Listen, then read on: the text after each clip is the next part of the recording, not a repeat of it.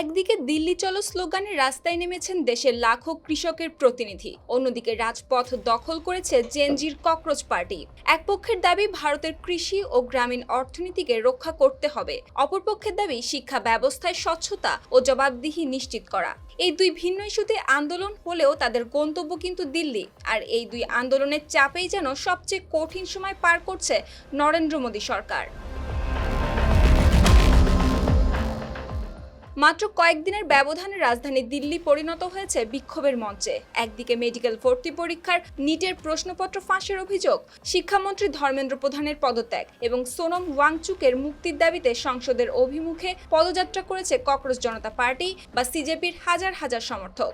অন্যদিকে ভারত মার্কিন প্রস্তাবিত বাণিজ্য চুক্তির প্রতিবাদে দিল্লি চলো কর্মসূচি নিয়ে রাজধানীর পথে যাত্রা শুরু করেছে পাঞ্জাব ও হরিয়ানার কৃষকেরা। তাদের অভিযোগ, যুক্তরাষ্ট্রের সঙ্গে হতে যাওয়া এই বাণিজ্য চুক্তি কার্যকর হলে সবচেয়ে বড় ধাক্কা লাগবে ভারতের কৃষি ও দুগ্ধ শিল্পে।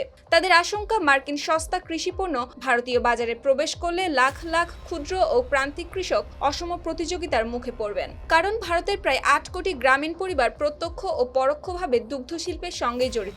ফলে এই খাতে আঘাত লাগলে পুরো গ্রামীণ অর্থনীতি ক্ষতিগ্রস্ত হতে পারে বলে দাবি করছে তারা।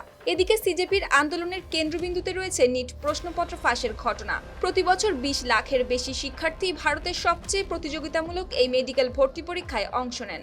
আন্দোলনকারীদের অভিযোগ, দীর্ঘদিন ধরেই প্রশ্নপত্র ফাঁস ও নানা অনিয়ম লাখো শিক্ষার্থীর ভবিষ্যৎকে অনিশ্চয়তার মুখে ঠেলে দিচ্ছে।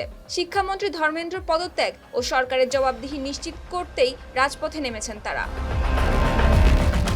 এই আন্দোলনে নতুন মাত্রা যোগ করেছে সমাজকর্মী সোনম ওয়াংচুক। 21 দিনের অনশনের পর তাকে হাসপাতালে নেওয়া হলেও সেখানে থেকেই আন্দোলনের প্রতি সমর্থন জানিয়ে আবারও অনশন চালিয়ে যাওয়ার ঘোষণা দিয়েছেন তিনি। অন্যদিকে প্রধানমন্ত্রী নরেন্দ্র মোদী জানিয়েছেন, প্রশ্নপত্র ফাঁসের ঘটনায় জড়িতদের বিরুদ্ধে কঠোর ব্যবস্থা নেওয়া হবে। একই সঙ্গে একটি নির্ভুল ও নির্ভরযোগ্য পরীক্ষা ব্যবস্থা গড়ে তুলতে সবাইকে একসঙ্গে কাজ করার আহ্বান জানিয়েছেন তিনি। তবে আন্দোলনকারীদের মূল দাবি, শিক্ষামন্ত্রীর পদত্যাগের বিষয়ে এখনো কোনো মন্তব্য করেননি প্রধানমন্ত্রী। তবে কৃষকদের আটকে দেওয়া হচ্ছে সীমান্তে। অন্যদিকে সংসদ অভিমুখে যাত্রা করা আন্দোলনকারীদের ছত্রভঙ্গ করতে ব্যবহার করা হচ্ছে টিয়ার গ্যাস ও লাঠিচার্জ। সুপ্তি রায়, RTV।